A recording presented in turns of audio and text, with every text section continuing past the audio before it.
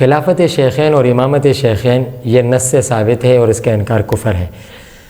فتاوی ہندیہ جلد نمبر 2 صفحہ 264 پر یہ عبارت موجود ہے، من انکر امامت ابی بکر فہو کافر وکذالک من انکر خلافت عمر۔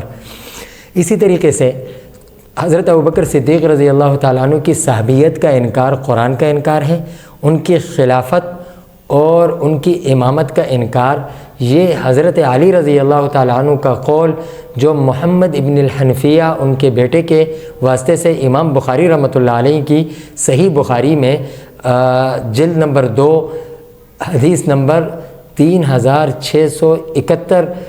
یہ ان الفاظ کے ساتھ موجود ہے، عن محمد ابن الحنفیہ قال قلت لأبی ای الناس خیر بعد النبی صلی اللہ علیہ وسلم قال ابو بکر۔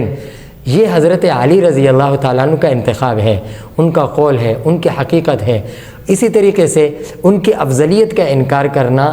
کہ حضرت ابو بکر سے کوئی اور افضل ہے، یہ اہل سنت والجماعت سے نکلنا ہے، کیونکہ اہل سنت کی 3 نشانیاں ہیں: فضیلت شیخین، حب الختنین والمسح علی الخفین۔